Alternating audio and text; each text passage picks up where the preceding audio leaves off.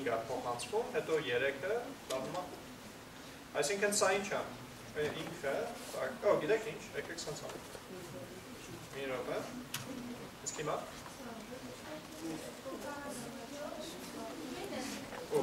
Ինքը նայեք, սա գրում է սենց։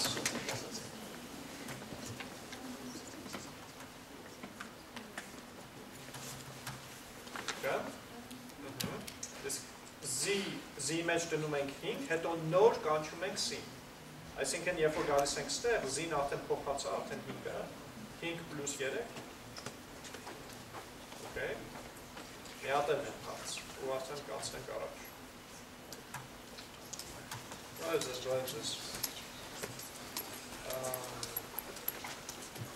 This.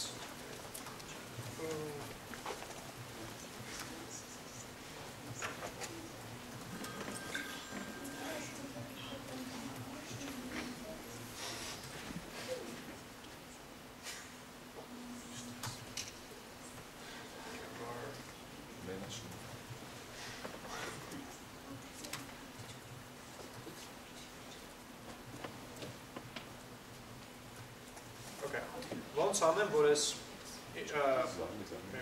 եթե կանչեմ, սա կտպի undefined, չէ՞։ Բայց ոնց անեմ, որպեսզի undefined չտպի։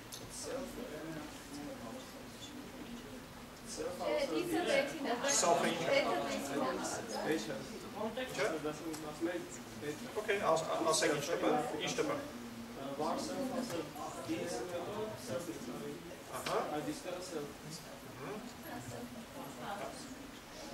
Այս ամենապարզ ու ամենակնհայտ վարիանտն է։ Բայց ես ես եմ սիրում, հենց որ ես գրում։ Okay, բայց երկրորդ վարիանտը կա։ Պատկերացրեք, ես չեմ ուզում փոխեմ։ Այս this-ը ուզում եմ օգտագործեմ ու վերջ։ Ոնց կարող եմ անել, որպեսզի սա աշխատի։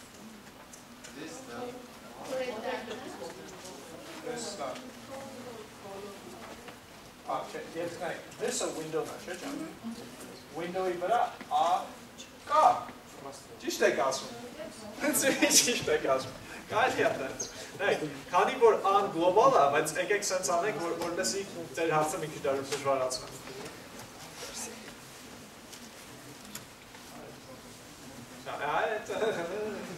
Okay, եկեք ընդունենք, որ սենց մի վիճակ է։ Հիմա արդեն ան window-ին չի կպած, արդեն this որ window-ն էր, get foo արդեն չէ կա, քանի որ ան global չի։ Okay, բայց ուզում եմ այս syntax-ը չեմ ուզում փոխեմ, սենց ասեմ, այս ֆունկցիան ուզում եմ փոխեմ։ Ան window-ին է պատկերանում, այդ this get foo, հենց window-ի տակիքում չէ, հանգար։ Մեջտեղը առաջարկում են this.a.foo։ Okay, այս global-ից հետո, չէ։ Okay, հիմա ես ոնց անեմ, որ ես մարմինը սենց պահպանը չփոխեմ։ Բայց կանչեմ իրան ու ինքը աշխատինես ոնց որ մենք ուզում։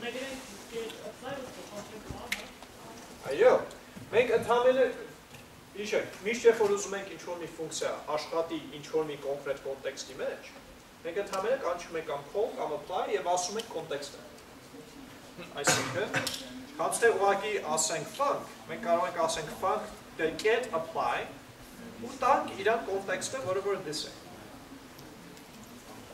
Այնմա ինքը կտա yeah։ Այդ ժամանակ այս this-ը այս սա է, որը որ սա է։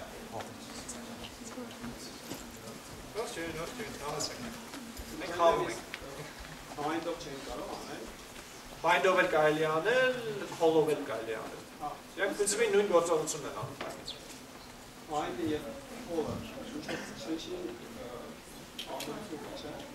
Ես bind-ը գիտեմ ոնց է աշխատում, բայց syntax-ը հենց անգլիի չգիտեմ, որ կոնկրետ ասեմ տարբերությունը իրանց։ Բայց գիտեմ, որ մեխանիզմը նույնն է, որ տալիս ես կոնտեքստ, ու ասում ես այս կոնտեքստի մեջ աշխատում։ Call-ի տակը ինչ աշխատում է։ Տակը bind-ը կանչում։ Տակը չեմ կարող ասել։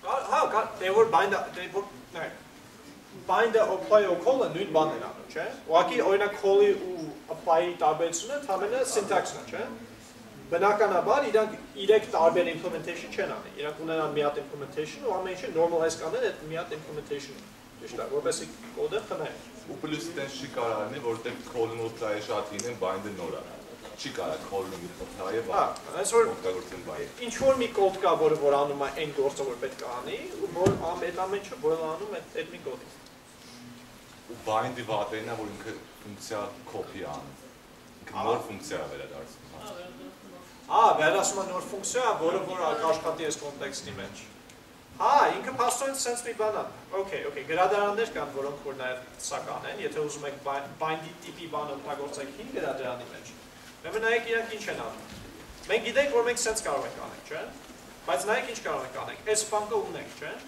Մենք հիմա այս ֆանկը փաթաթում ենք մի հատ ուրիշ ֆունկցիայով։ Var bound func, որը որ երբ որ կանչում ենք, անում է հետևյալը։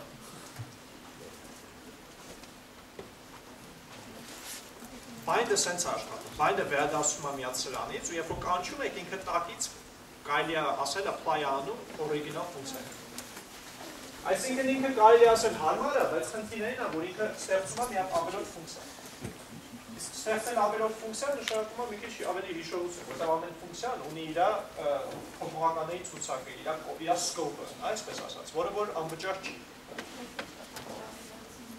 Bind-ը ուրեմն ոնց որ ինքը որպեսզի դուք այս գործողությունը չանեք, որը որ շատ սիրուն չի, ինքը դա փաթաթում է մի հատ ուրիշ ֆունկցիա է, ուղղակի այդ ֆունկցիան տալիս է։ Այդ ֆունկցիան որ ընդհանրապես կանչում եք, նույն ձևի ոնց կկանչեի սա, կներեք, ու ինքը այս argument-ները մի վարքյան, մի բան է, ինքը նաև sense է։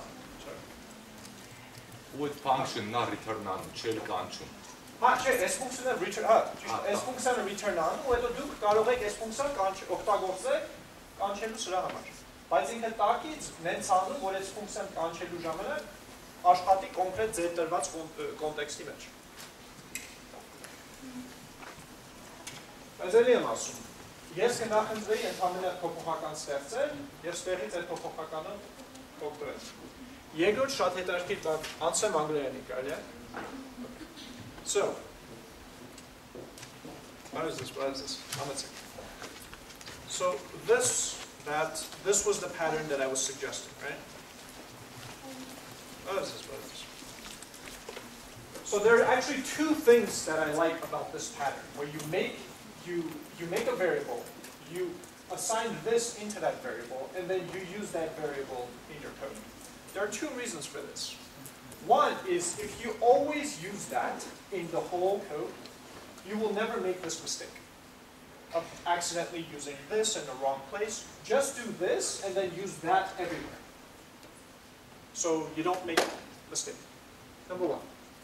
The second thing is that this is a reserved word, right? It's part of JavaScript, which has a very specific meaning. What is this? It's just a local variable. Right? Which has 1, 2, 3, 4 characters. When you run this through a compression system, the compressor is not allowed to touch this because it's part of the language. But this it can. So suddenly, 1, 2, 3, 4 letters turns to A. Right? So suddenly, everywhere where you use that, all over your code, converts down to a single character. And you end up with a smaller code base. So two reasons to use this pattern. And again, I don't think you should just use that when you have even if here you want to do console.log this.foo, don't do this, do that. Use that everywhere in your code. Declare it at the top of the function and use it everywhere inside the function. Okay? Even in places where you don't have to. I could have done this and it would work, right? Still use that. Always just use that. Again, you get compression and you never make a mistake. Okay? Awesome. That's threads. Okay, so let's talk about threads. Okay, so quick thing. So in your computer you have processes and you have threads, right? A process is like, Word has a process, and Excel has a process. And, pick a non-Microsoft thing. WebStorm has a process, right? And then within each of those processes, you can have different flows of execution. Each one of these flows of execution of this thing happening, then there's algorithms, okay? Different algorithms. And each one of those strands of algorithms or steps or series of things that happen is considered to be a thread, okay? So one process can have multiple threads, multiple things potentially happening. And then you have a scheduler that will say, first you execute, then you execute, then you execute, then you execute, etc. In Java, you can even give these things weights, where you can say, I want this to execute more often than this. That kind of thing, okay? Okay, so we have a very rough idea of what threads are. Some of you know threads very well, which is great. In the browser, we have one thread. Okay, we have one thread to do everything. We have one thread to execute JavaScript. We have one thread to do, remember we covered the whole like reflow, repaint, that whole cycle? All of that executes sequentially, one at a time. Things don't happen in parallel. Okay, they happen one at a time in reality. You have to know this. The reason why you have to know this is if you write a very computationally expensive algorithm, let's say you're doing a lot of code, right? When you do that, the browser freezes. The person can't click on buttons, they can't interact with your user interface, the entire thing has completely frozen, okay? So how do we, in JavaScript, okay, so we have one thread, but what can we do? How do we do multiple executions with this language? Well, so there's this thing called set timeout. A lot of people get confused with how set timeout works, so I'll try to explain it as thoroughly as I can. So, so set timeout looks like this. It's attached to window, so you can either do window.set timeout, or again, it's global, so you can just do set timeout. Okay? And what it does is it takes a function and then a number, 100. This is milliseconds. What this is saying is the following. Browser, jump. Execute this function after waiting for at least 100 milliseconds. Now notice what I said. I didn't say wait for 100 milliseconds. I said wait for at least 100 milliseconds. A lot of people don't get that nuance. Why at least? I'll tell you why. Because suppose you have some code that is executing above. So you have code here, right? My happy code. And then you have code executing here. My long happy code. Okay? So you come here, you tell the browser, hey browser, please run this function after 100 milliseconds, and then you continue executing your code. Now the code that is here is taking a very long, you have a for loop here that loops for, I don't know, 300,000 times and performs some very complex algorithm. This code might run more than 100 milliseconds, right? Think about it. I have code here, so it goes top to bottom. So I do this, I schedule the function, then I come here and I keep writing my code. This code is running and running and running and running and running, 100 millisecond, 200 millisecond, genau, okay? So this could actually take much longer than that. Now, in Java, for example, you have what's known as an interrupt. So a thread executes for a while, or some algorithm executes for a while, and then a scheduler comes and says, okay, hold, 1 second. Gives it to the next thread executes, then it goes, okay, stop, and then gives it back to the original thread, right? So your algorithm can get interrupted or stopped at any time, and you don't really have a lot of control over it. And when it stops, another thread continues, and then maybe another thread, and then maybe another, and then eventually you get called to keep going. In JavaScript, we don't have that. In JavaScript, there are no interrupts. This is actually really good, in my opinion. Multi-thread programming is a very, very complicated thing. The reason why it's a complicated thing is because, think about it. Within the same memory space, And by memory space, I mean the area in which various parts of the application have access to. Okay, so this is my memory space. I have multiple things trying to do something, a job, at the same time. And the thing is, I have no control over how much this one that works before this one starts working, and then this one starts working, and then maybe this one keeps working, but then this one starts working. And this is in trying to figure this out and make sure that the threads don't get in each other's way. That this thread doesn't modify a data structure that then this thread was just about to read and then got interrupted. The other one came, changed it, and then went, right? It happens. And now the way you avoid that, by the way, is you put a lock on it. You say, that's mine, nobody touch it. And then if anyone else comes, it goes, look out outside. And then you finish your work, and then the other one comes and starts using it.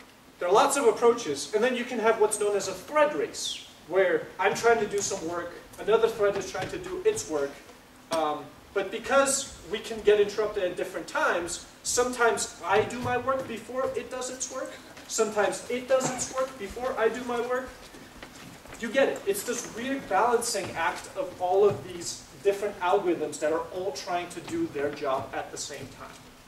And getting this right is incredibly difficult. I've played with POSIX threads and Java threads, and I hated every minute of it. So in JavaScript, we don't have this problem. In JavaScript, you assume that if you have an algorithm, you will complete that algorithm without interruption. No one's going to come and say, Hope, you go. No, that doesn't happen. You finish, and then when you're finished, that's when another algorithm can continue. Okay? So, this is why I say at least 100 milliseconds. At least. Because this will wait for 100 milliseconds, and then say, wait, can I run now? Say, oh no, someone else is working. I can't interrupt them. I have to wait. So you have to wait until that thread, that algorithm completes. And now that we're free, we can run another job. And that's when this can say, yay, I can run. Let me come here and run. Think of JavaScript as this. You have one road. Okay? You're driving. Okay? So someone's driving, right? At some point you go, I'm going to stop by for some chorobats. Right? So you're eating chorobats. Now the road is free. Because the road is free, someone else that is scheduled using this set timeout mechanism, one of these functions, can then go and go, nice. All right. Yeah. But now that I'm here, no one else can interrupt me. I can run as much as I want, and then when I'm done, the road is free. Now someone else can get on and use it. Okay? Think of it that way. And if you do think of it that way, what set timeout is saying, I want to run this after at least 100 milliseconds, but if I have to wait longer, I have to wait longer. There is one caveat to interrupts. I mentioned that nothing can interrupt you, right? There is actually one thing that can interrupt you, and it does. And it's the automatic garbage collector. So in JavaScript, there's no notion of sort of deallocating the memory that you've allocated. You don't worry about it. You just, if you make an object, and then you lose a reference to that object, some magic genie will come and just clean it up for you and go away. So you don't have to worry about memory leaks in that regard, as long as you lose the reference. Memory leaks happen when you leave the reference without realizing it. That's what a memory leak is.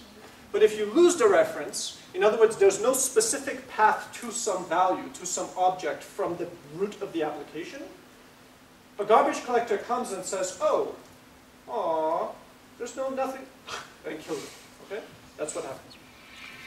But here's the problem with this. The garbage collector can start and do its job at any time. You have no control over when a garbage collector runs. Why is this a problem? Well, suppose you're running a game where you're doing some beautiful animation of, I don't know, two birds flying together. Okay? Okay, fair enough. Now, if that animation happens to be creating garbage, in other words, creating objects, or even if something in your code is making garbage, at some point a garbage collector is going to just come, stop that animation, interrupt it, in order to clean up. And then when it's done cleaning up, then go, and then you continue. Which is why a lot of times when you do animation or you do gaming, right, you write a game in JavaScript, you will see this beautiful, and then there's this, and then it keeps going, and you go, that's why. A lot of times it's the garbage collector that came in, interrupted your beautiful birds flying, did its job, and then allowed you to continue. Okay, so how do we solve this problem? We'll come back to threads in one moment. I just want to finish this garbage collection. I started it, so I might as well finish it. So how do we fix this problem? How do we, if we're writing games, allow for smooth animation without these kinds of interruptions? Well, a garbage collector runs when there is garbage, right? Don't make garbage. It's pretty simple, right? Recycle, literally. Okay, it's good for the environment. It's good for the processor. So how do you recycle in JavaScript? Well, if you think about it, what you're doing is you're making objects, and then you're losing a reference to that object, and then the garbage collector comes and deletes the object, right? So instead, what you could do, this is one way of doing it, is you make what's known as an object pool. An object pool is just a collection of objects that you make when your application starts up. Okay, so right away you make, I don't know, 100 objects or 1,000 objects or whatever. When you make these objects, you just keep them in this collection. When you need an object, instead of making a new one, you go to that pool and you say, I need an object. And then the pool goes, okay, here's one. And you use that object, and when you're done, you give it back to the pool. You don't lose a reference where it now has to come in and destroy it and garbage collect it. Instead, you just put it back into the pool, and now it gets cleaned up. All the attributes maybe get wiped off or something, but the object is still there. And then someone else can come in, and when they request an object, they can reuse or recycle that same object. Okay? So in programming in general, guys, and so always remember, whenever you refer to a pool, think of it this way. Imagine you have a swimming pool, okay? So there are a bunch of happy people swimming around in there, and then you say, I have a job to do. Can one of you guys come out and help me? And one of them gets out of the pool, wipes, comes, helps you, and then when it's done, jumps back into the pool. Thread pools work like this. You have threads, a collection of threads that you can take a thread from, use it, and then put it back. Object pools. Anytime you hear pool in programming, this is generally what they mean. It's like a collection of things that you can take, use, and then put back into the pool. Okay? Questions on garbage collection before John? Native կամ ինչ-որ բան չկա, դուք պետք է արեք։ Այսինքն ստեղծում եք ինչ-որ մի ֆունկցիա կամ data structure, հա, որը որ իր մեջ, ասենք, պահում է, չգիտեմ, array օբյեկտների, ենթադրենք, հա։ Ու կամ array կամ ինչ-որ տես մի բան, ու ինքը ընդհանրապես հիշում է, թե որն են ազատ, հա, reference-ներ ունի ազատներին եւ reference-ներ ունի նրանք, որոնք որ ազատ չեն։ Ու երբ որ մեկը գալիս է ուզում է ինչ-որ մի բան, ազատներից մեկին տալիս է, ու վերագրում է, ասում է, այս մեկը էլ ազատ չի, էլ չտամ, ուրիշը տամ։ Ինչ է ջան։ Object pool-ը, սա ինչքան գիտեմ gaming-ում մի քիչ օգտագործում են, ու ես ինքս game քիչ եմ գրել, բայց շփվել եմ մարդկանց հետ, որոնք որ ասում են, որ իրանք այս տեխնիկա օգտագործել են։ Սենց։ Համջան։ Ուրիշ հարցեր կան։ Okay, so now what I can also do is I can do multiple of these. So I can do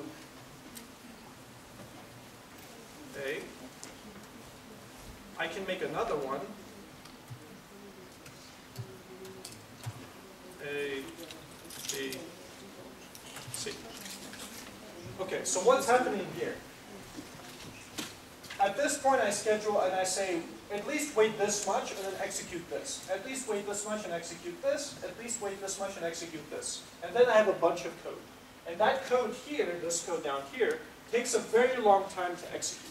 More than 100. But at some point, it's done and it pulls over, right? It's off the road. So now the road is free. I have 3 things that are all technically ready to execute because we've gone more than 100 milliseconds. So technically, this and this and this are all ready to go. Yes, I'm uzumche, yes, I'm uzumche. Okay? But one of them has to go first. Well, technically, because of this order, this one was scheduled first, this was scheduled second, and this was scheduled third, right? So in this case, this would run, and then once this is done, only then would this get scheduled, and once that is done, only then would that get scheduled. Okay? But if I do this, let's say I want this to run in 1,000, and I want this to run in 10, I want this to run in, sure, 100. In this scenario, it's a little different, isn't it? In this scenario, so the scheduler will basically schedule the task that is most late. Okay? So in this case, even though I've done this, we should get this, and then this, and then this. You understand why? Because the time for this will expire much sooner than this, and the time for this will expire much sooner than that. Okay? In JavaScript, think of it this way. So you can still do multi-threading. And what I mean by the reason why I'm saying this is because it's not actually multi-threading. I mean parallel execution. Because what you do is you can just schedule multiple things, execute as much as you want, and then stop, finish, have the other thing execute, stop, finish, and then have the other thing execute. The difference in JavaScript, though, is that you have control over what happens. And I like that. This is one of the reasons I actually like the feature. I like the fact that we have sequential execution. I like that we have timeouts. Because this allows you to perform your algorithm to some point that you feel confident, and then release, and have someone else come and do some series of steps, and then release. Whereas in Java, you're doing your steps, and at any time, you get kicked out, and someone else comes in your place.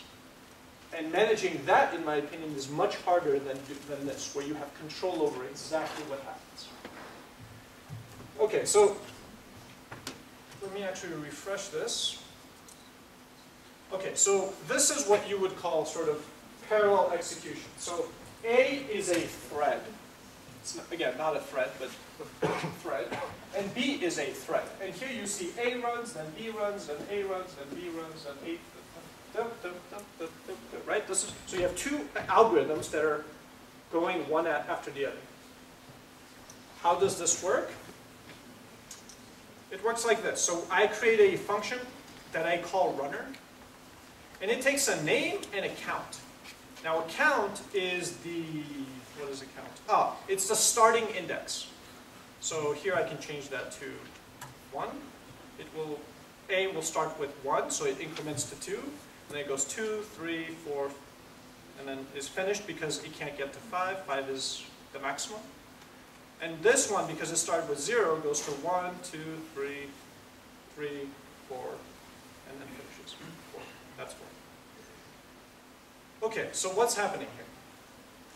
Let me bring 0 back, 1 back to 0. So I call this function with a name and a starting index, starting count. Okay? And then what I do is I say I print, I increment the count. Okay, so this is, you guys know the difference between that and putting it on the other side? Okay? For those of you who do not, just very quickly, if I do var a is that, right?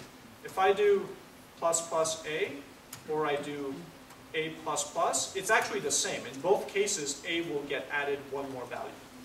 But if I were to perform something right here, if I were literally to compare this with some number like 3, that's false. That's right. Because what happens is this means increment first and then perform the rest. Okay? In this case, if I were to, say, wrap this in something like this, and then that is true, because in here, A still has a 3, and then it increments after the execution of that line. Okay? So this is pre-increment, where you increment first and then compare. This is a post-increment. You compare and then you increment. That's the difference. Okay, so we know this. Great. Okay, so we do a console log of name and count, and then we do set timeout. And what set timeout does is it schedules a time. Let's schedule a time of not 0, but say 1 second. You see that, right? Okay, I'll slow it down even more. 1.5 seconds. Okay. How many seconds? Okay, so what's happening here? So we execute console. So we come here, we say runner A0. We come here, we execute name, which is A, count, which is after incrementing is 1, right? So that's how we get this, right? Okay. Then we do set timeout, which is just saying schedule this function to run later. And then we leave that function, right? So we schedule, and then we return from runner. So now we're here, right? We're now here. So now we call runner again with a B and a 0. So this time it comes here, increments 0 to 1, and then prints B and the count, which is 1, and then schedules and leaves. Now that it's left, is there any more code that runs after runner? No. So the road is free, right? There's nobody on the road. So what that means is that this algorithm is finished. It pulled over. It's done. We're not using the processor anymore. The thread is done executing. After about a second and a half, that first thing that we scheduled will run. And what does it do? It calls runner again with the name and whatever the count was, which will get incremented again and get printed. So you get A, and then the increment of 1, which is 2, which is how you get the second.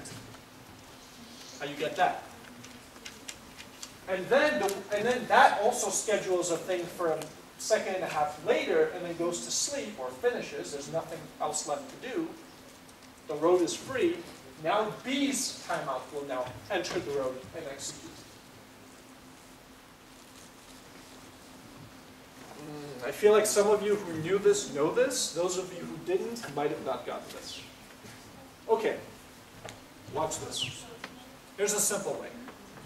Let's do var function. This is going to console.log, yay.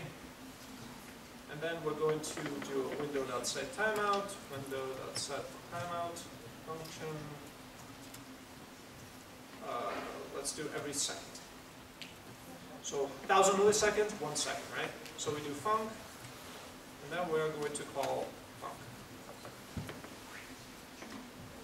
See how every second it's printing? Yeah? This is actually an infinite loop, so complete.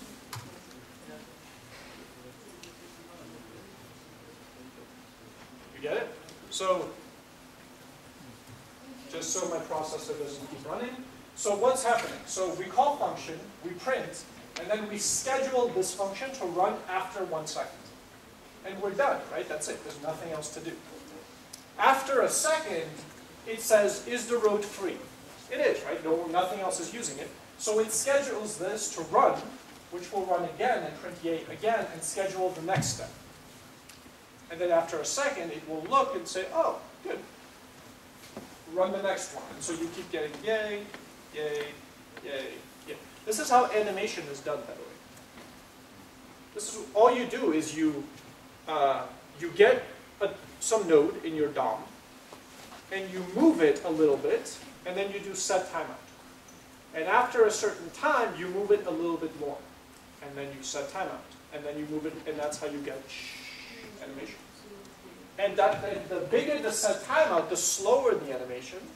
The smaller the set timeout, the faster the animation. Simple, right? Okie dokie. So we have threads. So before this, just very quickly, I want to just make sure that I cover this. JSON. So I know most of you know, John, this one.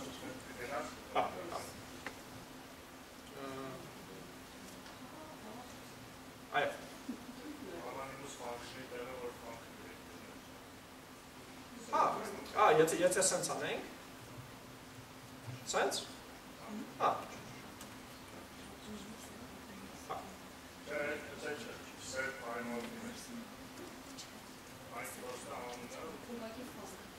Uraki funk?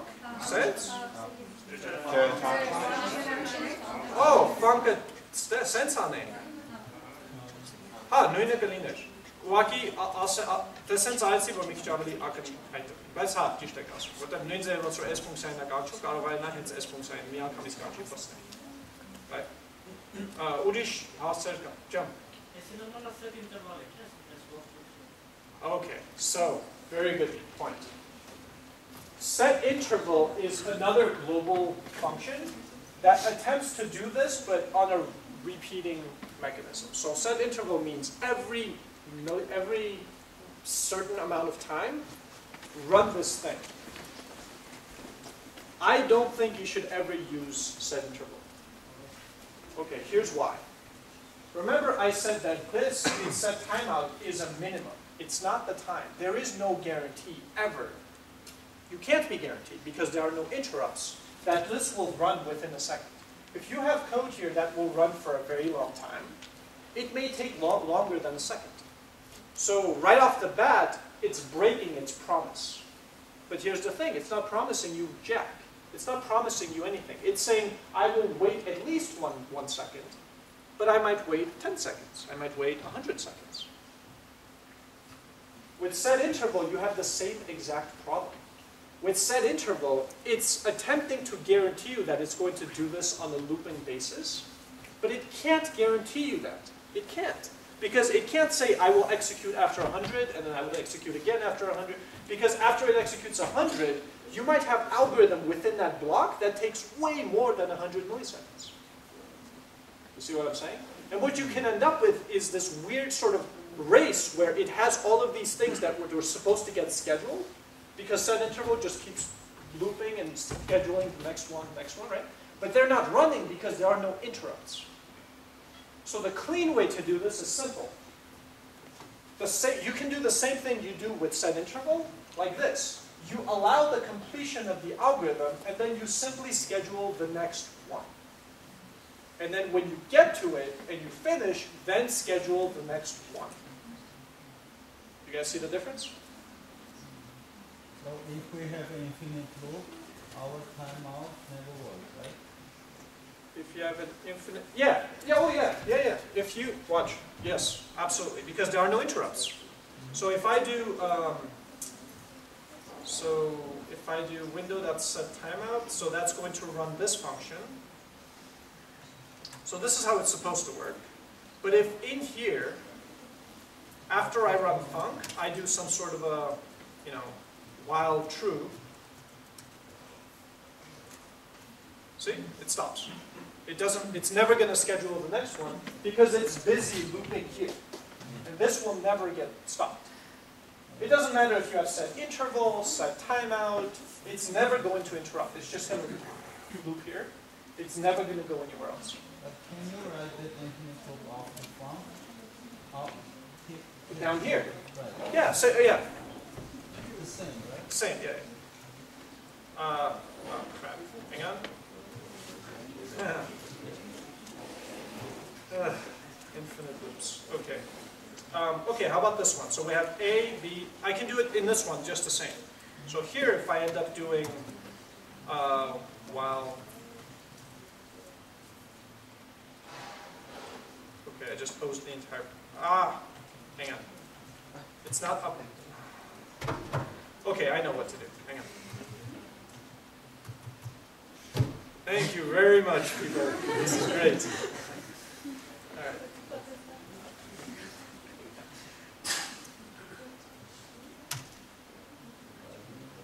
Okay. Let me do this. Let me do window.setTimeout. Let me schedule this for 100. But then in here, let me do while.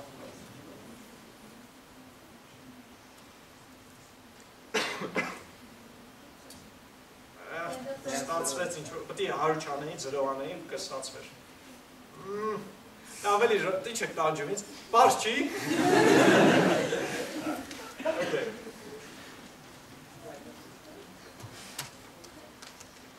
Okay. Բայց լուրջ հարցեր կան ժողովուրդ։ Բայց պատասխանը ձեր ստացաք, չէ՞։ Եթե դնեք, տենց կլինի, խոսք եմ տալիս։ Լսում եմ ձեզ։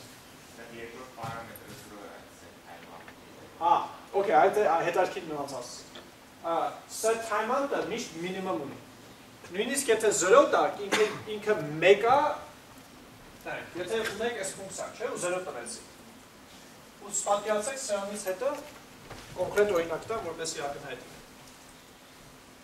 Var a հավասարը 1. Window.set timeout.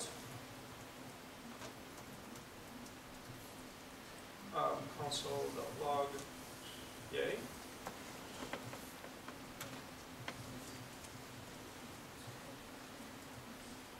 Okay. This is the same thing as 0, right? It's nothing, so it's the same thing as 0. So that concrete 0 on them, we're not going to hit it. Mega, mega շուտ հասավ քանցե յեյը, չնայած յեյի set timeout-ին ես հանձնեցի 0. Թվում է, որ եթե 0 է, ուրեմն անմիջապես սա պետք է schedule արվի, աշխատի եւ հետո սա, չէ՞։ Բայց ասում է տենց չի, որտեղ սա կոնկրետ ասում է, սա դիր Q-ի վրա։ Պատկերացրեք մի հատ Q կա։ Էդ, հա։ Այս ֆունկցիան մենք դնում ենք ստեղ։ Այս մեր հիմիկվա ալգորիթմն է։ Այս ճանապարհն է, մեր ալգորիթմը ստեղ քշում է։ Okay, ստեղ։ Մինչև մեր ալգորիթմը վերևից ներքև չհասնի, չփրկցնի, որպեսզի ճանապարհից դուրս գա։ Ճանապարհից դուրս գա ու thread-ը ազատ լինի։ Նոր սա կարող է գա ու մտնի ստեղ։ Նույնիսկ եթե ինքը ընդհանրել է, որպես մինիմում կարող է սպասի 0, ինքը մեկը պետք է սպասի մինչև այս thread-ը ազատ է։ Բայց այս thread-ը հիմա մենք ենք օգտագործում, չէ՞, այս ալգորիթմն է օգտագործում, որը որ ստեղ է գնում, հետո ստեղ։ Այսինքն մինչև մենք սա չանենք, վերևից ներքև չանենք, չպրծնենք, չազատենք, սա չի կարող աշխատել։ Պատասխանեցի ձեր հարցին։ Ջան, ինչ անենք։ Մեծացնենք, իհարկե։ Մեծացնենք, բայց շուտ ասենք։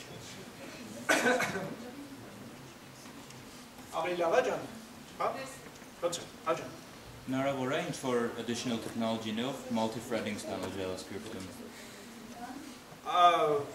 This is կարող եք Okay, նայեք, բանը ուրեմն վերջին HTML5-ի մեջ հնարավոր է բաներ ստեղծել։ Մոռացել եմ ինչ է։ Web workers։ Անհետաց է ուզում արդեն։ Հա, բայց այդ ամենավերջին browser-ների մեջ, հա, web worker-ներով կարելի է։ Web worker հենց այդ է, ինքը նորություն տալիս առանձին ոնց որ thread ստեղծել, հա։ Բայց այդ իրական multi-threading-ն է, թե էլի Չէ, իրական։ Բայց այդ դոմի վրա չի ազդում։ Դոմի վրա չի ազդում։ Հա, որովհետև object-ը առանձին ինքը իր բանի մեջ է, հա, հա։ Ու message-ներով է իր հետ խոսում, ինքը համարվում է ոնց որ առանձին բան, հա, ինքը Right, իրանք շատ չէին ուզում այդ խնդիրը ստեղծեին, որը որ կա օրինակ Java-ի ու C++-ի մեջ, որը որ երբ որ thread-երը աշխատում են, նույն memory space-ի մեջ են ու իրար կարող է խանգարել։ Դա համար իրանք կոնկրետ անջատել են իրար, ու եթե իրար հետ thread-երը ուզում են խոսան, կամ ինչ-որ բան փոխանցեն, հա, կոնկրետ պետք է message ուղարկել։ Իրանք shared memory space-ում չեն աշխատում, այսպես ասած։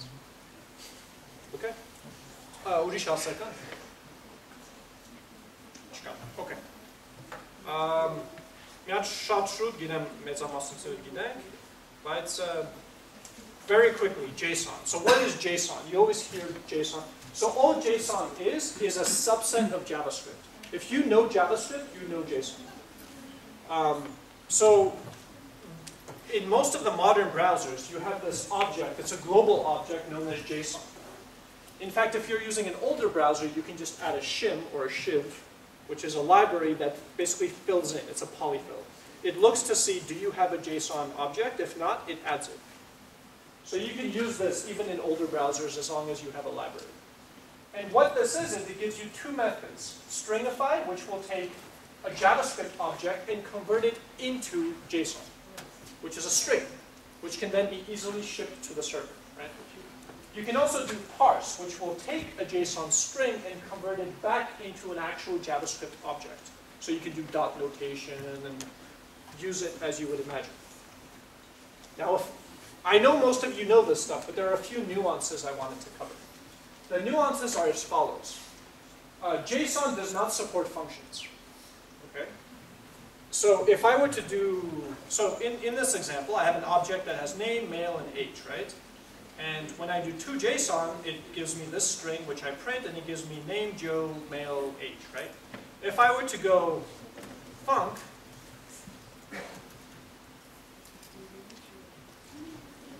this does not change. Notice? So if you were to serialize into JSON, then deserialize back into an object, you would lose this function. Joe. It's not part of the JSON standard. JSON just does not allow functions. Is it in a good form or in a bad form? It's neither. So JSON is just it's a data. Okay, so JSON is meant to act like XML, right? So it's just a data interchange language, and a function, even though we think of a function as an object, if you're talking to a Java server and it takes JSON and tries to parse it, how would it interpret a function? You see what I'm saying? It could interpret this. If you were to send this as a service, a REST service, for example, into Java, right? There are Java parsers for JSON, right? So Java could parse this and say, okay, you have a name, which is a Java string. You have a male, which is a Java string, and an age, which is a Java int. And this is fine, and Java could understand it. So could C#, so could other languages. But the moment you start introducing something like function, lambdas, Java doesn't know about lambdas, especially JavaScript lambdas. And so, right? So the John? Artenuni? Himavuni. Znamená se, բայց եթե մանավանդ ստեղ կոդ ունենաք, ինքը JavaScript կոդ է, չէ լինելու։ Այսինքն նույնիսկ եթե Java-ն հասկանում է այդ կոնցեպտը, հա, function as first order values։ Ինքը մեկը չի իմանա, սա ինչ անի, որտեղ JavaScript է, Java չի։ So this is specific, right? The same problem happens with prototypal inheritance, by the way. If you have this object that has a proto-reference to something and blah, blah, blah, right? And you serialize it, and then you deserialize it, you've lost your whole chain of references. This is an important one. Okay, so if I have obj, and I do obj dot underscore underscore proto underscore underscore equals some object. Foo, yeah. Okay, so first of all, notice that when you serialize with stringify, it only takes the attributes that are inside the object. It doesn't keep walking and bring in all the things that you're inheriting. See? So that's one. The second thing is, once you go here and then you deserialize back into an object, this obj2 does not have a proto-reference back to this object. So you've lost all of your inheritance. So my recommendation is this. Whenever you have data that you need to communicate with the server, in other words, data that needs to be serialized into JSON and then deserialized back, don't put in any logic. Just keep it as data. By logic, I mean functions. By logic, I mean inheritance. Don't do any of that. Just keep it as an object. If you need logic, keep it on a separate object, and then either call it, just like you would with static functions in Java, or if you need it to absolutely run in this context, you can use call or apply or call bind to get a function or whatever. But keep your logic separate from your data. Don't try to mix them. Because if you do, you end up with problems like this. Questions on this? No questions? Okay, 10:47. Tell you what, now is actually a very good time for a break and a great time for a photo. So, 1 second. 1 second, 1 second. All right, everyone put your smileys on. Մի քիչ անգամ կգնա, որտեղ անընդհատ նկարում են կողքինները չեն երևում։ Լավ է, մի քիչ անգամ գնացեք, որտեղ դուք եք երևում։ Հետո tag անեք, ծերոք ուրախանան բացը։ Okay. Ինչ անեք, մի հատ հետարքի, սենց, ջան, սենց, մեկ, երկու, երեք, ջան, ջան, Java, սկիտ լավ։ Okay, մի 10-15 րոպեից տեսնում ենք, հա։ Huh?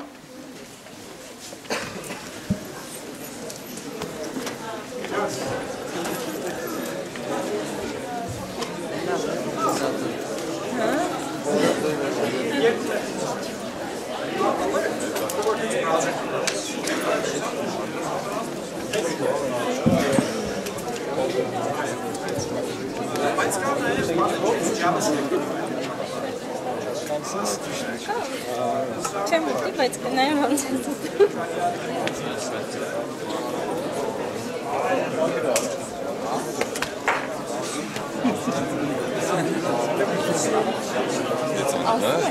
Elektro.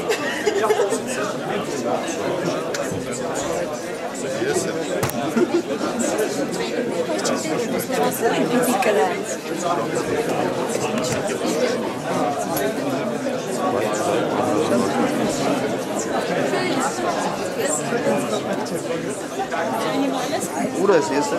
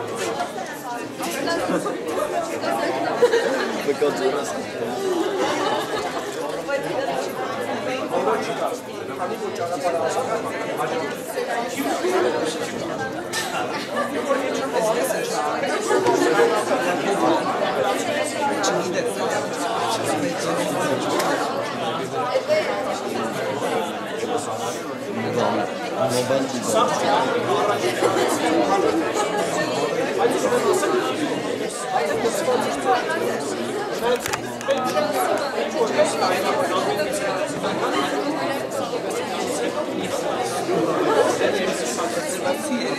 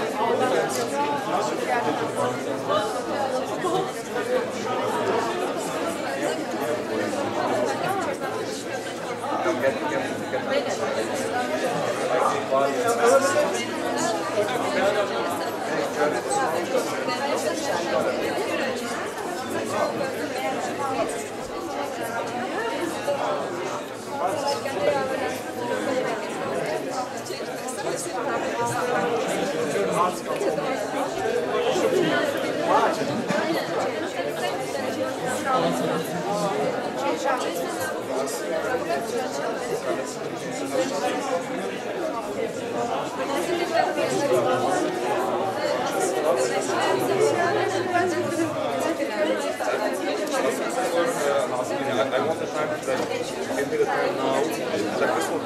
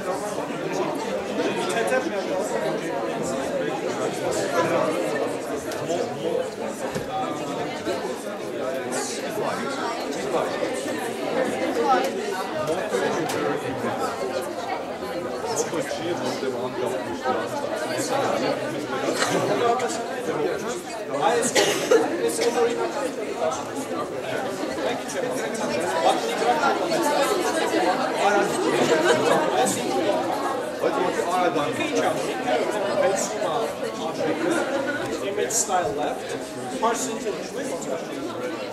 As you can, hamara hand pixel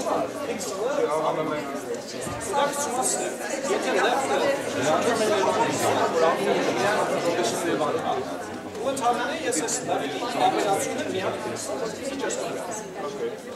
Teragmentsel vra, middel set timeout. When set timeout, please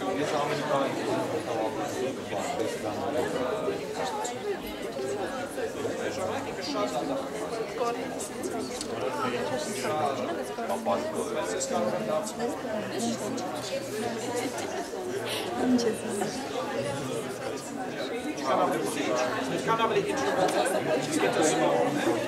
Nein, zero.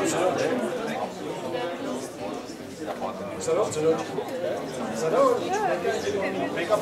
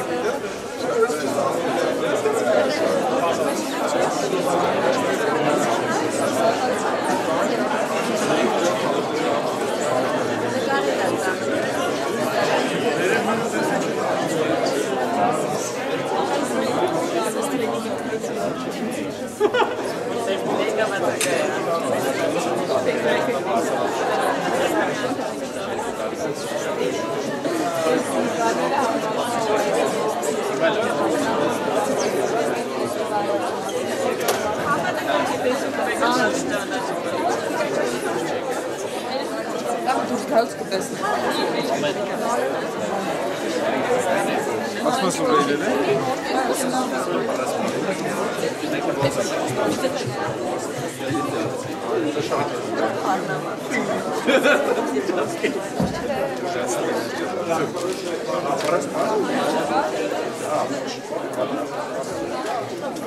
Language parsing. Regex, the other language parsing. Oh no, nothing I can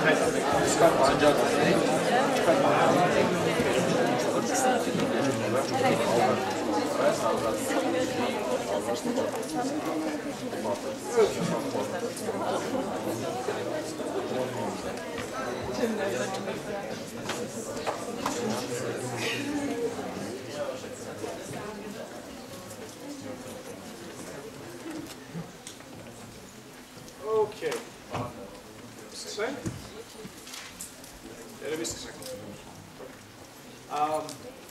Okay, so we're basically done with JavaScript. Now, throughout, next time we meet, which will be next week, I'm always going to sort of be putting up JavaScript questions, and we're going to be talking about functions. So we haven't seen the last of JavaScript. But as far as the actual like day by day, lesson by lesson, we're done with JavaScript.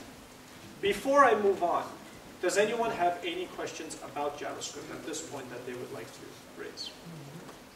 We're okay with JavaScript. Okay. If you do get stuck, however, first of all, there are lots of people here who know JavaScript really, really well. I'm sure you know them, speak with them. Short of that, talk to me. I'm always happy to help. Send me an email, come talk to me after class. I'm always happy to work out some problems with you guys. So okay, great. So we finished with a specific language, a high-level language, JavaScript. So now let's zoom out. Let's really zoom out and understand kind of where we are. So let's go down to the level of hardware. So hardware, or the CPU, the computational processing unit, also known as the processor, right? It knows how to do effectively Boolean logic. And Boolean logic, at least at that level, is basically electrical signals, right? You have an electrical signal or you don't. Yes or no, true or false, 1 or 0. Right? So this Boolean logic at the low level, even though it's at the level of electricity, can be represented as a series of 1s and 0s, binary. Right? So a program is basically that. It's binary code. In other words, electrical signals that allow the processor to actually execute your commands and give rise to Facebook. So in the past, people used to actually code in this language. They used to code in binary. There was this mechanism where you would have punch cards, or these little cards, where you would punch holes in the card. And the hole meant 1, and no hole meant 0. And then you would feed this set of cards into a computer, a machine, which would then interpret these 1s and 0s and then execute whatever. As you can imagine, writing something like Google using this mechanism would be almost impossible, right? Very difficult to do. I say almost because technically it is possible. There's nothing that you can't do with pure binary that you can do in any language, any other, Java, JavaScript, C#, right? But it would just be very difficult to program. And so a bunch of really smart people came up with, okay, well, why don't we, instead of forcing people to do everything at this level, let's come up with a language that is easier, that is closer to what humans can understand. And so that gave rise to assembly. And so assembly is kind of one level above that, but it's still considered somewhat of a low-level language because you still have to deal with things like, the specific values in the registry of the CPU, and you need to pull them out and add them in. And you can do it, but it's still difficult to write Facebook using assembly. And so over generations, people have come up with more and more complex, or in our world, simpler to use languages known as higher level languages, which then go through a process of compilation or interpretation where they are parsed, and then the parse tree, in other words, the result of the parsing, is analyzed and then is eventually converted into these electrical signals, 1s and 0s, back to binary. Okay, so most of you probably knew everything I just said. Good. So today I want to talk about languages. Specifically, language parsing. So we all know now 1, maybe 2 languages that we can use. But the question is, how does that actually get executed? How do you go from a bunch of text on the screen? Because that's all it is, right? Code is just text, right? It's just text. You can open up any Java program or any JavaScript program or anything using regular Notepad, and you can read it because it's just text. But how do you go from text to a computer that understands and can execute that text? That is what I'd like to talk about now. So the first thing we have to do is, given text, we have to understand what's in that text, right?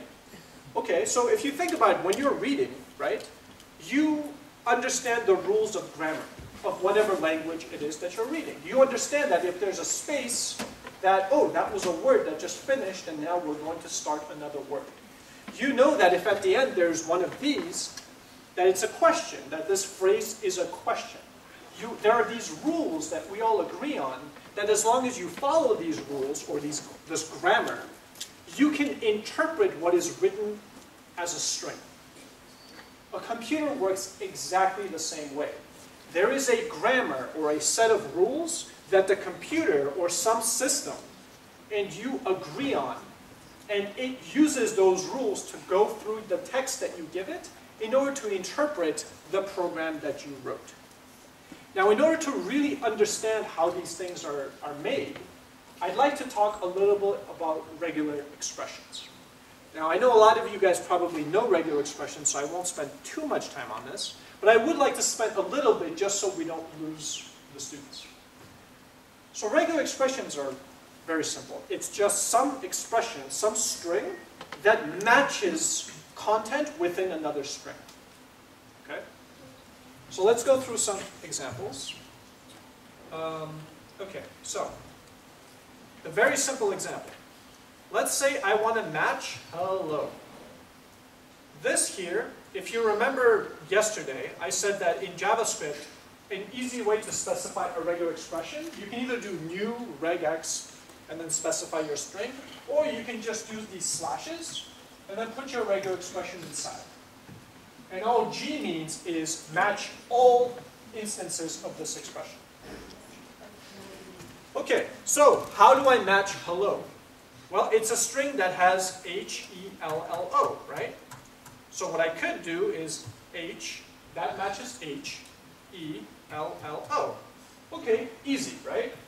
This matches this. I think that's obvious, right?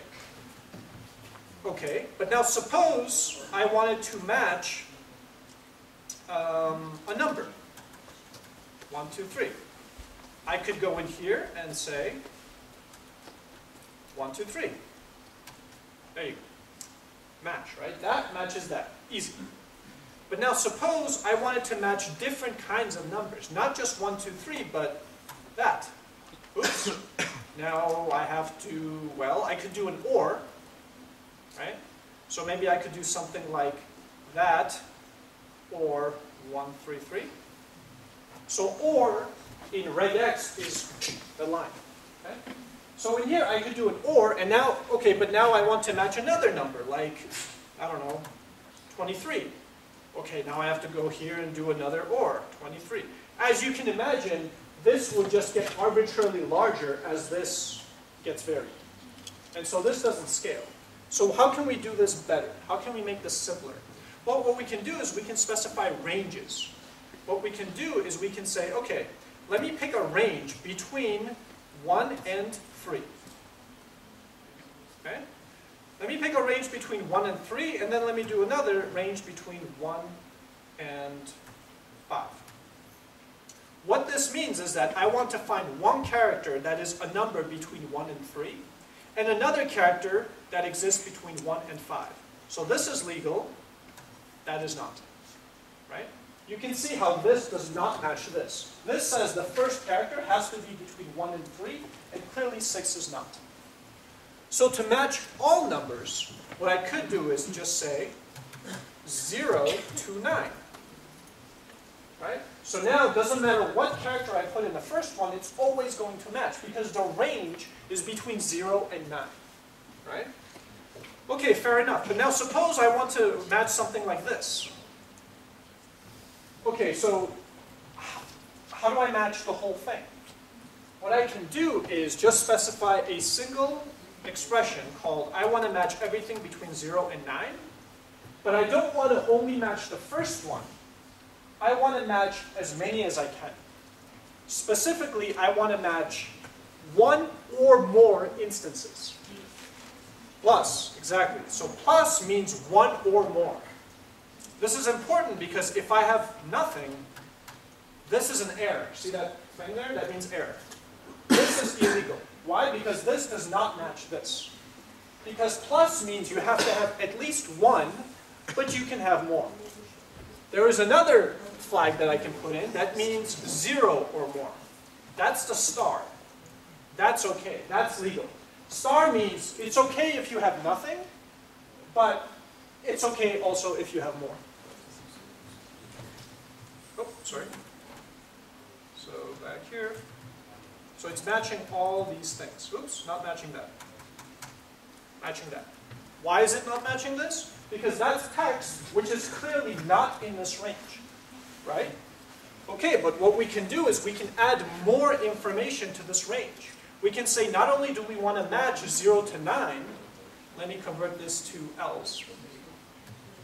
I also want to match L. Okay, so what this is saying is 0 to 9, L, anything within this collection of constraints, 0 or more times. And so we've matched the entire thing. If I were to pick something that is not L, like Y, that breaks it, and now we've only matched this. Now, here's the thing. Suppose you wanted to do validation. This is legal, right? It matched this. It just did not match this. So it's technically legal. But how can you actually use regular expressions to do validation in your forms, for example? Suppose you said, I want to only allow numbers and L, but nothing else. What you can do is say this.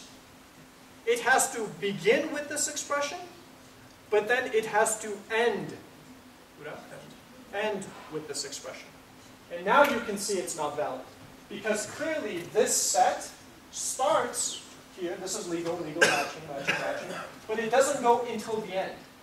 This breaks it. If I take away Y,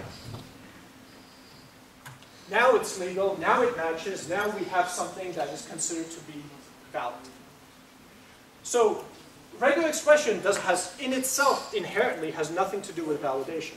All it's doing is matching a string. But what you can do is use it to do validation. Right? If you want to match, I don't know, phone number is a typical one, right? Like how do you validate a phone number? There are lots of regular expressions out of the box that you can use. A very simple one might look something like this. Suppose I wanted all numbers to look like this. Here's my phone number, 61617 953 8461. Okay, this is my Boston number, so don't call me. Okay, so how do I match this? Well, what I can say is, so I need a number. In fact, I need 3 numbers. So I need 3 numbers, but no more. If I have more, that's invalid, because in Boston, or in the US, this is considered to be the area code. Okay? So in the area code always has to have 3 things. So how do I make sure that the first thing is only 3 numbers? Well, okay, so I have to specify number. And specifically, so it has to start with, in this case, a number. Here's what I can say. I can make these curly braces and then say 3. Okay?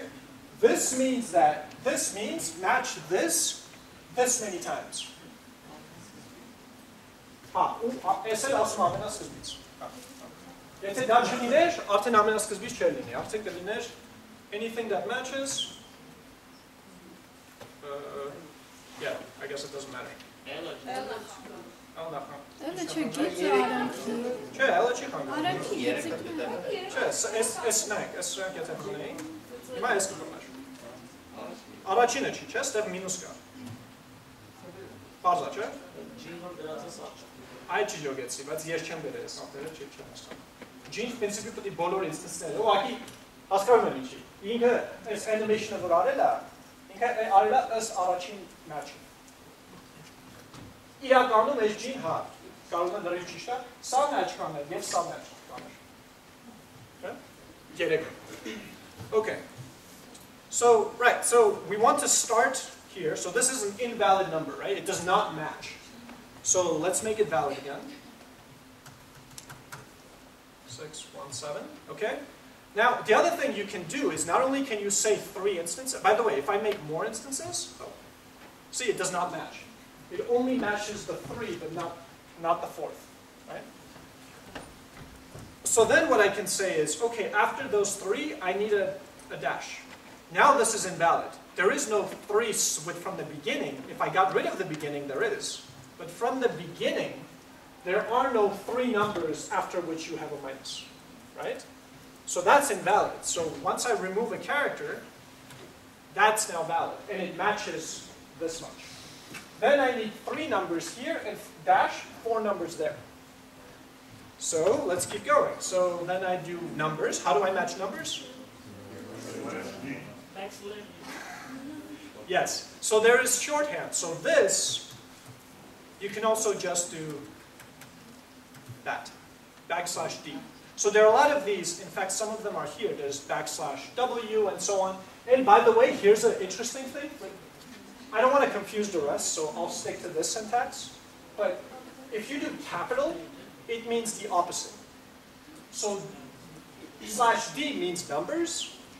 \D means anything except a number. Just like if you have \W, if you don't know this, don't worry. But if you have a \W, it means word. \W means anything except a word. And a word is alphanumeric plus underscore, right? Okay. So for now, just so I don't want to confuse people, let's stick to the basic convention of specifying 0 to 9. And we want how many instances of this? 3. And then we want a dash, and now we do another one, 0 to 9. And we want how many instances of that? 4. And now if I change this in any way, if I add it, we missed something. It's matching this. Even though we've added this, it's just saying, okay, fine, I'll match that. What we have to do is say match not only from the beginning, but until the end. $. Is how you specify the end. So let's come here and specify $. Ahimachito. Ahima, the last thing it expects is a dash. 1, 2, 3, 4, and then end, but it doesn't end. There's a 1, error. Not an error, no match, right? There are no matches, 0 matches, which in validation can be interpreted as an error. So let me get rid of the last number. Yay! We matched. Okay, now question. Suppose I also wanted to allow that. So I want the dashes to be optional. So I want the dashes to exist either 0 times or 1 time. So for that, we have another flag called question. So what I can do here is put in a question mark in front of the dash, a question mark in front of the dash. A moment. I lost on something. Oh, space. Sorry. Okay, sorry. Okay, what this means is, if I kept this, this is saying that this is okay. Right? But what I want is a space or a dash. Okay, so what I need to do is say either a dash or a space, so I make a set, and I say dash or space. A space in regex is /s, okay? So I say that or not or, but within this set, this is what's included, and I want to include items within the set 0 or 1 time. 0 or 1 time. And then I come here and I say the same thing here. So dash, there we go.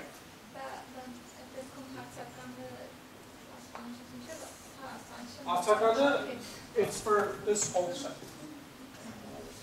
But wait, you're right, because that means this would match this, right? So you're right, we don't need the question. We could actually get rid of the question, but it would still work. Essay customer. This now makes this illegal. Okay. So I think most of you guys kind of get it, right? If you have more questions about regular expressions and how they work, there are lots of tutorials out there, lots. I mean, literally, they will take you through step by step of here's a string, match this, here's a string, match that. They will explain every concept of matching characters and lowercase and uppercase and numbers and all these different flags. They will take you through the whole thing. I just don't have the time to do it here. But this hopefully gives you a reasonable introduction of what regular expressions are. Interest?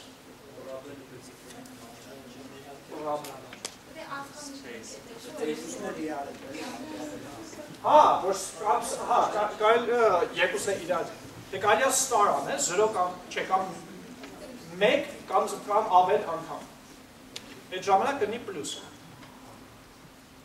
Այս եղավ 1 կամ ավել անգամ։ Բայց խնդիրը սրանն է, որ չնայած սա legal է, սա էլ է legal, հա։ Ես կարող եմ նաև սենց անել, որը որ իհարկե illegal է։ Նայած, ավելի շուտ, բայց բարունակած։ Okay, I don't want to dwell too much on regular expressions, but get good at this. Okay, it's useful for all kinds of things. It's used in validation. It's used for language parsing, which is why we just studied it. It's used for anytime you do any kind of string processing. It helps to match pieces of that string, right? And regular expressions exist in pretty much every language, right? Java has them, C# has them, JavaScript has them. So you're not learning this to build web apps. You're learning this to build anything. Okay, this is applicable everywhere. Okay. Any questions about this, John?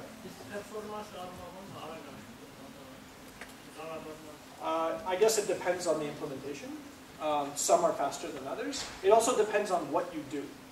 So, for example, G is going to be slower than without G. You understand why, right? Because without G, you just find the first and you're done. With G, you have to keep going. Yeah, there's always going to be trade-offs, right? And you have to. So, but I can't tell you which specifically what expression will be faster. So that's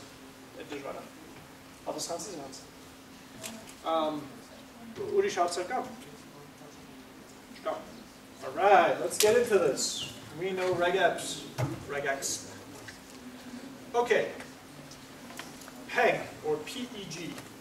PEG.js is a library that I found that allows you to build language parsers in JavaScript. We'll look at how it's used, both how to specify the grammar and actually how to use the library, because I think it's pretty cool. But before that, by the way, most of these examples I took from Nathan's University. Basically, this kid made this website where he describes PEG. It's a great resource. Much of what I say was lifted from his site. Right, so this is where you can download it. So what is language parsing? What language parsing is taking text and extracting an understanding of what is in that text. Okay? So if you think of it as a sentence, right? I went home. I went home is 3 different things, right? I, which identifies this person. Went, which is the verb. It's the action that I took. Home is the place where I went. And when I read that, I don't read it as text. I extract or I parse out with my eyes the individual pieces that are in that text, right? So that is effectively what language parsers do. So language parsers, let me just show you this example, if it ever loads. We'll take something like this. So this is Esprima. This is a... good night.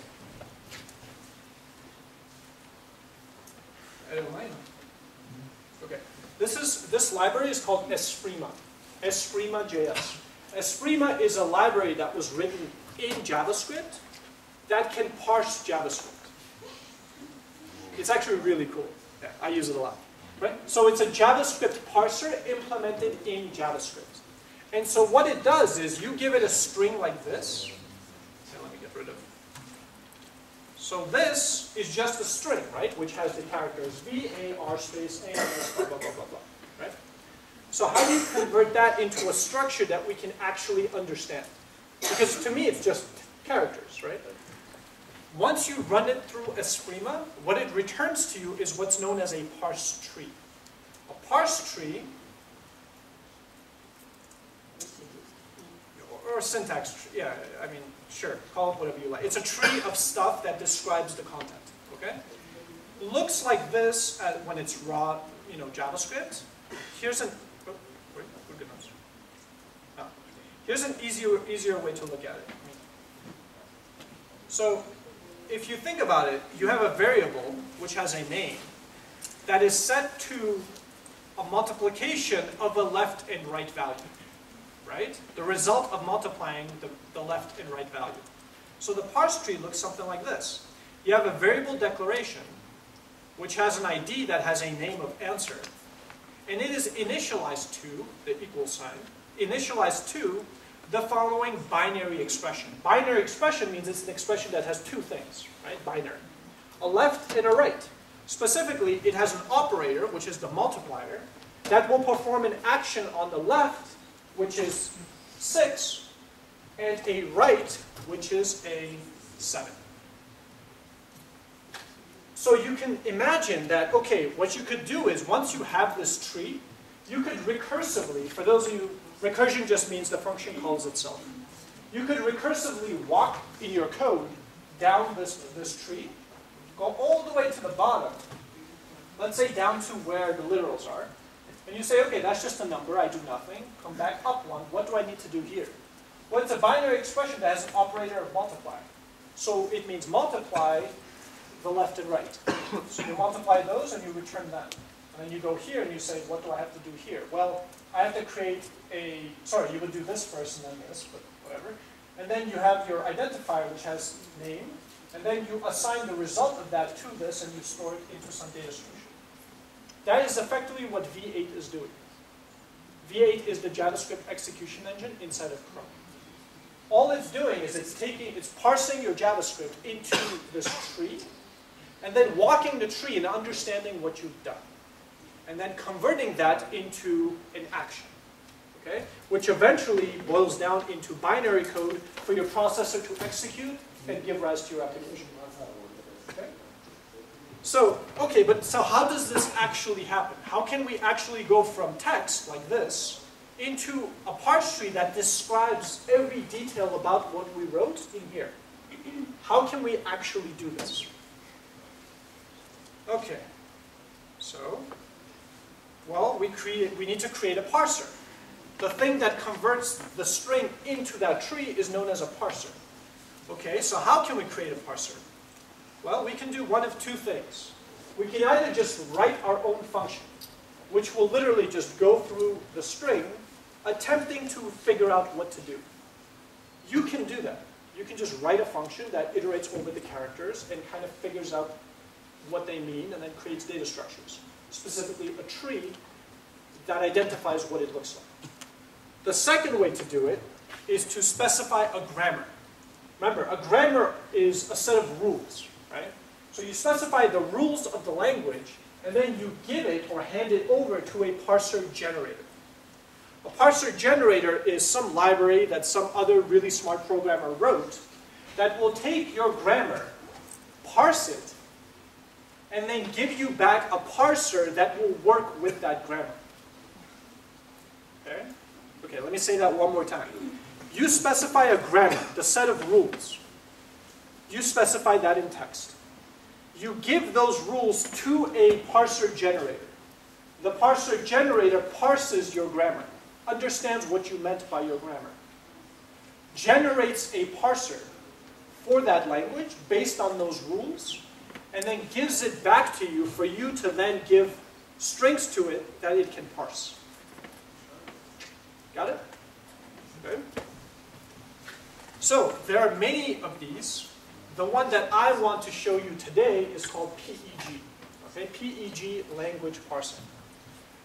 And so before I dive into the syntax, let me kind of describe to you what I've done here. How many people here cannot read the code?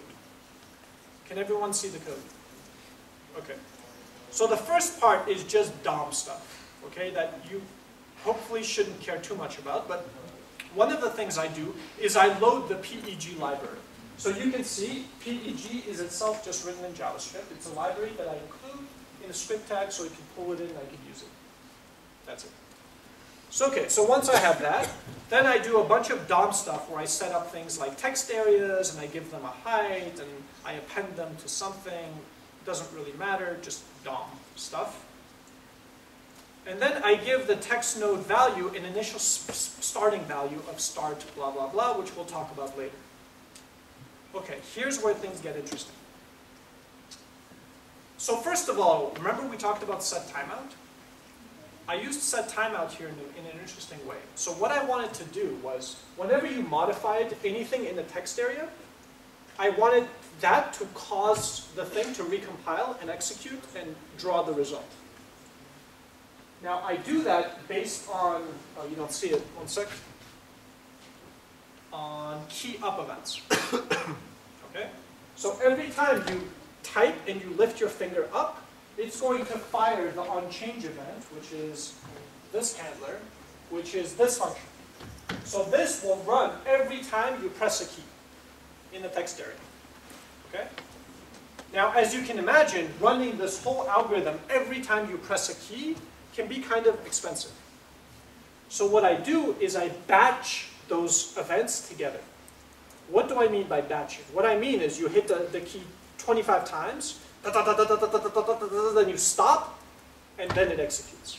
It executes once for a bunch of actions that happen here. That is known as batching, okay, putting things together. I use Windows set timeout to do this. How? So when the handler comes in, it checks to see, does this variable have a value? Initially, it does not, right? The first time you hit a key, timer is undefined, right? False. Okay? So we skip over here, and what we do is we do window.setTimeout. Now, what I didn't mention to you guys is that setTimeout returns to you a handler that allows you to cancel the timeout. Okay? So this, you're registering this function and you're adding it to the queue. There is a clear timeout function that you can use to pass that handler, and it will remove it from the queue. So here's what's happening. So I make the set timeout, and I add the handler, and I set it here. If the person hits a key and then does nothing for 300 milliseconds, this timeout will eventually run. And what will it do? It will... Okay, that's extra. One sec.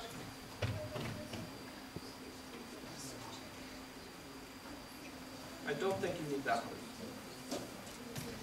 Okay, it will set timer to null. You'll see why in a moment, and then run the computation. But what happens if the user hits the key 3 times? Right? So the first time it comes in, schedules. The second time it comes in, it sees that the timer was already set, right? There is a handler that was set here the first time. So this has a value, it's truthy. Because it's truthy, it will cancel the previous call, right? And then add itself to the queue. The third time you press it, it will come here, cancel the previous one, and add itself to the queue. And it keeps doing this. So every time you hit a key, it's removing the old one and adding itself. Removing the old one and adding itself. And then if you don't touch a key for 300 milliseconds, eventually this will just run. And so what happens is you type in a bunch of times, and then you stop, and then it runs. This is good for all kinds of things, this method. Suppose you're doing filtering on the page, and you want, as the person's typing things, you want to filter the content on the page. Or what? Or validate, or any kind of computation, right? Any time where you have to do some work, absolutely, absolutely. Anytime you have to do some work, you can batch it. I use this also when so one of the things that I built was this faceted searching user interface. So it was a dashboard with graphs and tables and all these things, and there were facets. So facets are these filters that you can select. So you can say, give me everyone who has red eyes and green eyes, who has this height, so you specify these constraints, and then all the charts and everything update to show only what matches that filter. If you guys can imagine that. Amazon works this way. If you want to go shop for Amazon, you click on the filters, and it filters down the content based on what you clicked. But what I wanted to do is not have you click and then click go. I wanted to just run it when you click. But if you do click, click, click, click, I don't want to execute 4 queries, right? So what I do is I batch those operations. I wait for you to finish. You click, click, click, click, click, click, click, click, and then everything refreshes. And the way I do that is basically like this. Okay? Questions about specifically this part? This has nothing to do with parsing. I just wanted to explain to you the code. This is clear? Cool. Okay, so the actual parsing, how does that work? So what I do is I do PEG, which is the library, has a built parser function. It takes a string. In this case, I'm getting a string from the text node. So I do text node.value. Okay? This is the string. This is the grammar that you give to PEG. PEG will parse that grammar and then return to you a parser that knows how to parse things using that grammar. Then what you can do is you can say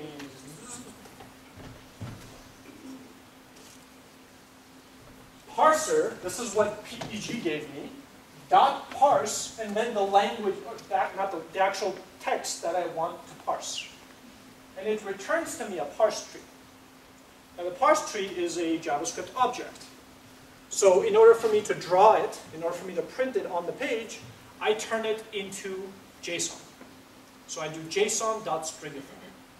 Okay? So I take the object, the parse tree, or the syntax tree, and I convert it into a JSON string, and then I put it on the page so we can see. Okay, so that's the background of what we've done. Now let's actually do stuff. Okay. So how does this work? So in the first text area, we specify our grammar. In the second text area, which is this, we're going to specify, here, let me make this a bit smaller. Oh, never mind. Okay, so in this, this is where you specify the grammar, and this is where you specify the actual text you want to parse. So let's start parsing. So what does this mean? So start is a reserved attribute. That means this is the starting point for the parser. Okay? We know regular expressions. So what this means is within the range of all the lowercase letters between A and Z, one or more times, right? So what I can do here is if I made a language like this, or not language, a string like this, it would parse it and return individually A, K, J, S, H, D, F. It converted this string into individual characters that it returned as an array. Okay, what if I wanted to parse that with numbers? Oh, I have a syntax error. Why is this a syntax error? In C++, you see syntax errors, right? Or JavaScript, you see syntax errors. All a syntax error is text that you wrote that does not match the grammar. And what is the grammar? The grammar says that it has to match anything between A and Z. And clearly the number 4 does not fall into that category. So what I would have to do is do something like 0 to 9, and now it runs. That is now legal. By the way, I added the onChange to this, but not to that, for a good reason, because if I'm in an invalid state, I don't want the parser to run. That's the only difference. So whenever I change something here on key change, it's going to schedule the parser, run, and then print here. Okay? Okay. Now, here's the thing. What I can do is I can do named expressions. What do I mean by named expressions? Well, let me look at this next example. Let's see if that's a better one. Yeah. So suppose I wanted to parse something like this. Actually, no. Let me give you my example. Okay. Suppose you're studying at a university. And in university, you have class numbers, right? So you have like CS 101. I'm assuming most of you guys are used to this. So, okay, so you have a class called CS 101. CS 101. You want to parse this. You want to specifically parse out the name and the number of the course, right? So what you can do is you can actually specify separate expressions for number, which in this case is within the range of 0 to 9 of 3 things. And then you have the name, which is characters, specifically uppercase characters. So just like this specifies a range of lowercase characters, this specifies a range of uppercase characters. So for that, we need 2. And then here what we need is, I'll explain what that is in a moment. Right. Let's see if I got this right. No. 09, but not S. What did I get wrong here? Name. Europa. Start is left name. Right name. Okay, you know what? Let's just do this. Run A to Z. I moved it so it ran. So A to Z, that will match that. 0 to 9 will match that. Let's just do plus. Sorry. So in this case, what it's doing is it's parsing out CS and storing it in its group, in its selection group, and then it's parsing out the number and storing it into its selection group. Now, what you notice is that it's always just putting things into an array, right? Which is not very useful, because this doesn't tell me any, except that this is a grouping and this is a grouping. It doesn't really give me much metadata about what this actually is. So let's keep going and let me show you how to do that. Zoom. It's not Zoom.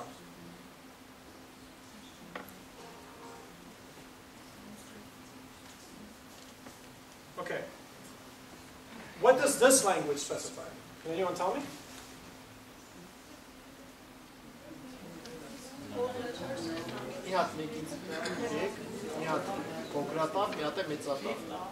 Tiv daftar. Tiv որը մեկի ու երեքի արակն է, inclusively. Տար որը փոքրատառ է եւ տար որը մեծատառ է. Այսինքն Tiv tar tar.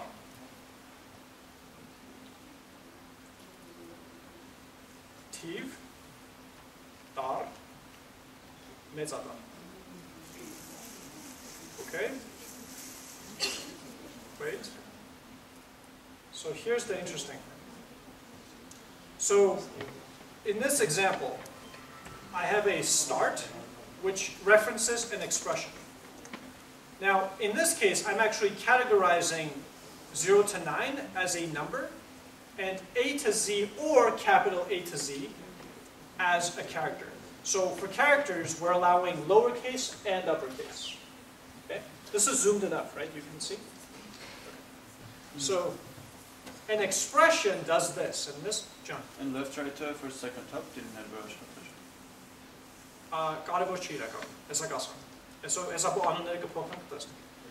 Okay, so what you can do is you can specify expressions like this. So I want a number, but I want to name the selection.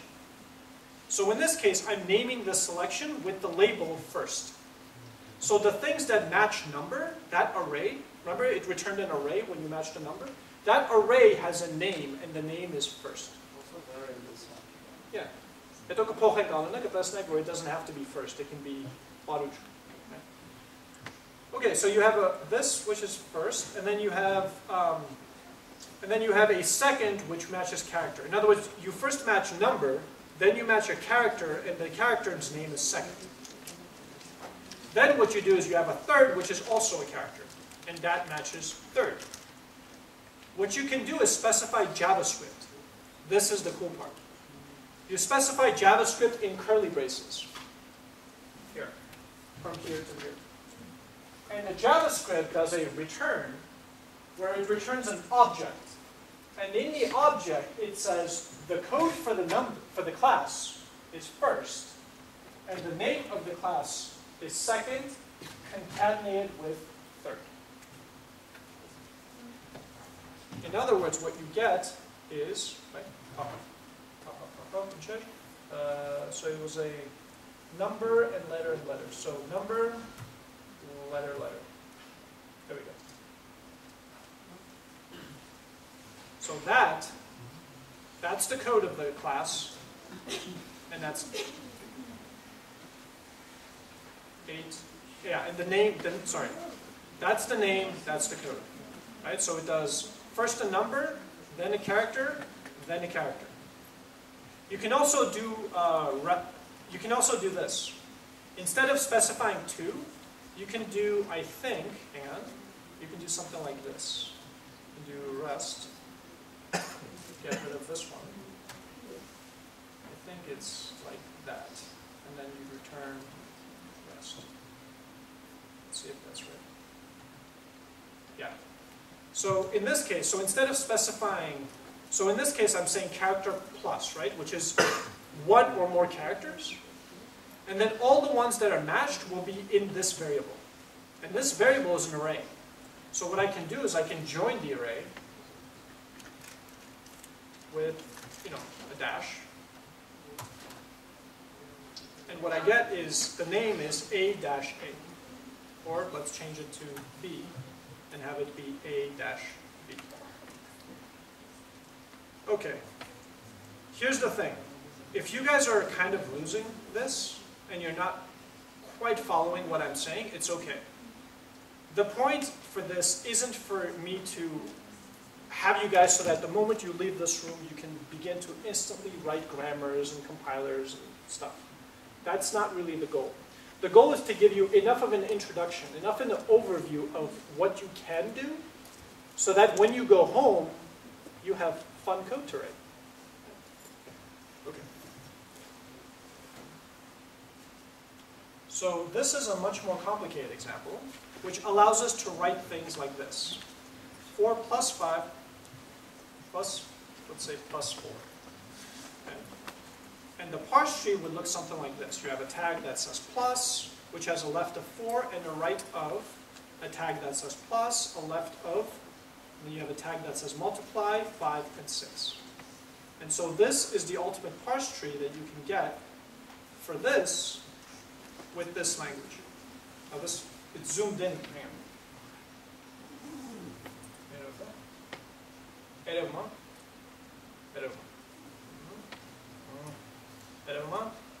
Aqui sa shop of Mr. That's real estate Okay, so you have our start. Let me just go through this syntax and then we can start to finish up.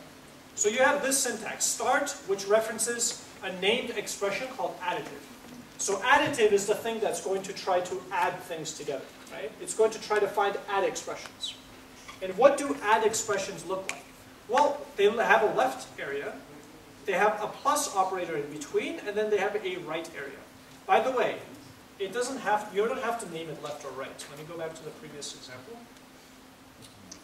So here I said first. Let me, instead of first, call it BBB. And let me call this BBB. It still works. Right, so it doesn't have to be first rest. It can be any label you give it. Okay, so let's go back here. Okay, so you have a section on the left, a plus operator, and a section on the right. Now here's the thing. There's this notion of recursion in parsing. In this case, you have a Boolean operator, right? Sorry, not a Boolean, binary operator. So you have the left side and the right side. If you notice, here I'm saying right is itself potentially additive, right? So this is recursive, right? This is saying the expression for additive is a left, which is, we'll get to this in a moment, plus itself. That's recursive. This is known as right recursion, right? So you're recursing to the right section of the binary expression. If you try to put this here, that's known as left recursion. Some parsers allow you to specify left recursion. PEG does not. It will throw an exception. So you can't put this here. You can only put this on the right side. On the left side, you need something else. So you can only recurse this way. You can't recurse that way. So we have additive. Yeah. We have additive. On the left side, we have multiplicative, which is this. We'll get to this in one moment. Plus itself. And what is itself? Itself is either this expression, this means or multiplicative. So this will match either this or whatever this matches. Hang in there. Then you have and then you have JavaScript code that basically Okay. Then you have multiplicative. Multiplicative. By the way, this is the first time I'm trying to explain this, so pardon me if it's not a great explanation, but I'm trying. All right? Okay. So you have multiplicative. With multiplicative, this is also binary. It's a binary expression, right? It has a left side and a right side. So on the left side, we have primary, which is this. We'll get to that in a moment.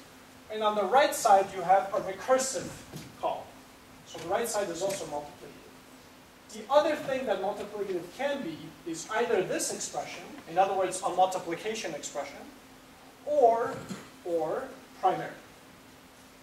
And primary can either be an integer, a number, or if it's not a number, it can be the thing inside parentheses, which includes in itself additive. And you have a loop. And then, hang in there. Okay, we finish off with integer. What is integer? It is a bunch of digits, which include 0 to 9 plus, right? And specifically what we do is this parser will return an array of numbers, right? An array of strings. We can then take that array, join it. Join means concatenate all the values in the array together using this token. This token is an empty string. So we stick all of that together, and then we do parse int. So then we parse that and convert it into an integer. So whatever text that includes numbers, we take that, convert it into a number, and return that. Yeah.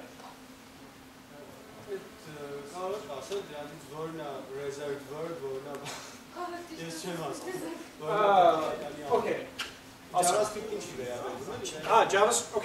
մեջ է բարձր, չէ՞։ Դրանից դուրս ոչ մեկը։ Մենակ IS։ Մենակ IS եւ IS-ը։ Դրանից բացի regular expression-ի օրենքները, իհարկե։ Դրանից բացի label-ները, ինչքան գիտեմ, բացի start-ից reserve ես չեմ տեսել։ Կարող է լինել, բայց ես չեմ տեսել։ Բայց այս մնացածը, որ կան, ուզում եմ ասեմ, կարող եմ ամենտեղ գրեմ, չգիտեմ, Պարուժ, Պողոս, Պետրոս, տարբերություն չկա։ Ուղղակի գրել եմ left, right, additive բան, որ ակնհայտ է, էլի ինչ։ Okay, so that's it. Parse int, base 10. So when you're, okay, so this is because you're working with floating point numbers, and in computers, this is a whole other thing. Floating point numbers in computers are a little weird. Sometimes they give you an incorrect value. If you do base 10, you get a better value. Just look it up. It's a longer explanation than that in reality. Anyway, so you end up with, so you take this grammar, okay? You take this stuff, which is basically the rules that you're specifying for your language. You give it to this magic library. It gives you a parser, and now you can use this parser to parse out mathematical equations, specifically ones that include plus, addition, multiplication, and you can also do parentheses. So you can do, plus, let's say put this in. Something like that. That's legal too. And what it gives you is this parse tree, which you can now recursively walk and execute. If we had the time, we would actually write a function that walks down and recursively executes this. If we did do this, what we would end up with is basically a virtual machine running in JavaScript that runs on top of a virtual machine. Cool, right? So obviously this language is very basic. It's not JavaScript, it's not Java. We're not trying to, but it's good enough for you guys to understand how the bigger languages would work, because they work very similarly. Okay? So a good exercise, if you guys have the time or the patience, I highly recommend those of you who are still students and have time in the summer to do some extra coding, try to do this. Take this example. This is up on my site, right? This is roubenmeschian.com/tuts. Under PEG. Go to this. All this code is there. go to this code and add a function that will actually, in this one, this is slide number 9, okay? Walk down this tree and actually execute the mathematical operation. So what you end up with is with one number, which is the answer to the equation. Does anyone not understand what I just said? That would be a great exercise. It will help you with recursion. It will help you better understand how to execute parse trees. And at the end, you can say, I've made a virtual machine. John.